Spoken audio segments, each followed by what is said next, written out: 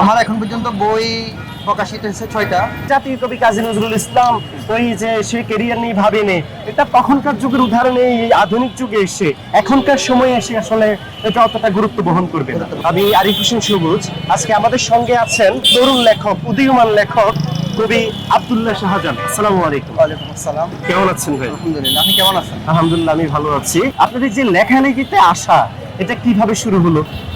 আমার লেখালেখিতে আসাটা ছোটবেলা থেকে কবিতা পড়ার প্রতি অনুপ্রেরণা ছিল, বই পড়ার প্রতি। এরপরে পুরোটা আশা বলতে সোশ্যাল মিডিয়ার কল্যাণে অপর লেখকদের লেখা দেখা। আমার একজন ভাই আছে হারুনুর রশিদ নামে, উনি এখনও লিখেন। এরপরে বাকিটা হচ্ছে আমাদের তিনি উদীয়মান একজন ভালো লেখক কবি রাখে বলেছেন মিনার। মিনার ভাইয়ের মাধ্যমে হচ্ছে বাকিটা পথ চলা। আমার এখন পর্যন্ত বই প্রকাশিত হয়েছে 6টা, আর পাণ্ডুলিপি এখনো হাতে আছে প্রস্তুত, মোটামুটি একটা পুরোপুরি প্রস্তুত, আরও দু একটা মোটামুটি প্রস্তুতের পথে আছে। কোন কোন ক্যাটাগরিতে আপনার এই বইগুলো বের হয়েছে? আমার বইগুলো হচ্ছে প্রথমত যে বইটা নতুন সূর্যোদয়, এটা হচ্ছে এটাতে পাঁচমিশালি ছিল। বিশেষ করে বইটাকে আধিপত্যবাদ বিরোধী এবং হচ্ছে একটা প্রতিবাদী লেখা পরিমাণটা বেশি ছিল। দ্বিতীয় যে বইটা নিজেকে রাঙাও, এটা হচ্ছে আমাদের শিশু কিশোরদের আত্মগঠনমূলক একটা বই। তৃতীয় যে বইটা, এটা হচ্ছে জীবনফুল।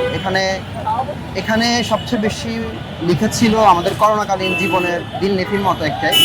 এরপর আবার রাষ্ট্রীয় বিভিন্ন যে দুঃশাসন আদার অনেকগুলো বিষয় নিয়ে ছিল।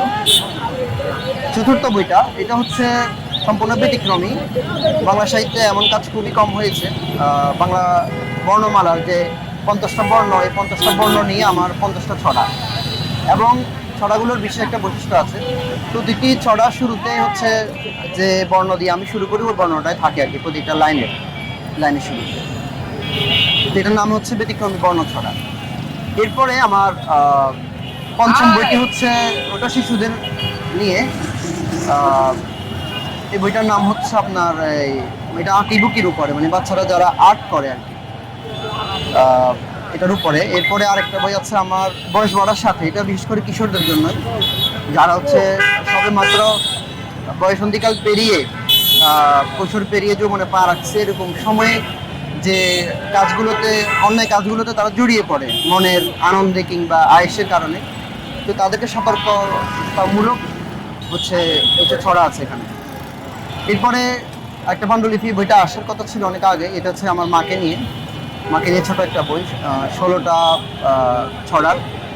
বইটা পুরোপুরি প্রস্তুত, এটা কিছু কাজ বাকি আছে, অল্প কিছু কাজ বাকি আছে, ওই জন্য বিশেষ বইটা।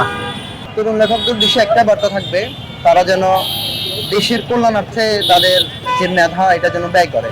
এবং শুধুমাত্র আমরা যে ছড়া কবিতে থাকি, সাহিত্যের যে শাখা আছে, তারা যেন প্রতিটা শাখায় বিচরণ করতে পারে। তারা যেন ক্যারিয়ারে মনোযোগী হয়ে এটাকে ব্যাকসাইড নিজের যে একটা সময় আধা ঘন্টা 1 ঘন্টা করে প্রতিদিন যেন এই কাজে যত সম্ভব ব্যয় করে, তাহলে তার ক্যারিয়ারে কোনো পাটাও সৃষ্টি হবে না।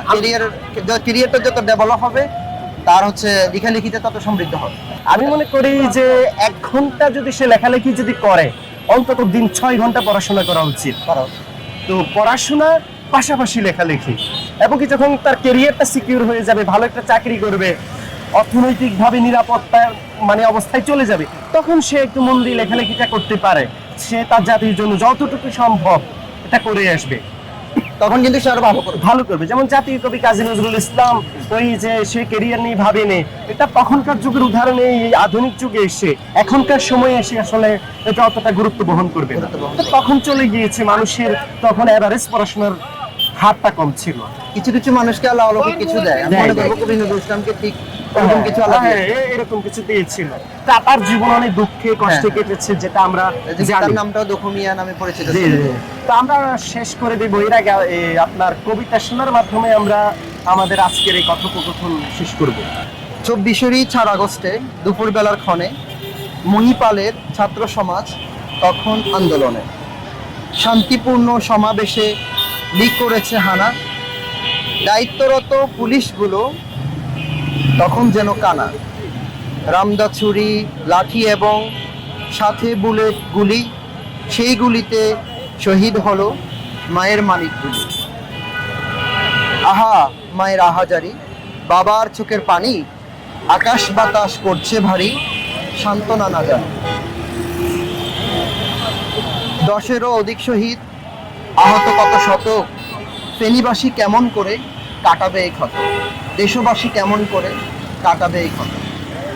অনেক রক্তের বিনিময়ে পাওয়া আমাদের জুলাই গণ অভ্যুত্থান, যেটাকে আমরা আদর করে ডাকি বিপ্লব, আমরা সেই বিপ্লবের কাছাকাছি এসেও অনেকটা ছিটকে পড়েছি। আমার বিশ্বাস আমাদের প্রজন্ম শহীদ আবু সাঈদ, মুগ্ধ, ওয়াসিম, শান্ত, আল তাহিররা যে বিপ্লবকে এগিয়ে নিয়ে এসেছেন, আগামী প্রজন্ম তাকে আরো বেশি সম্মুখে এগিয়ে নেবেন এবং চূড়ান্ত বিপ্লবে তা রূপান্তরিত হবে। আমরা এই প্রত্যাশা রাখি।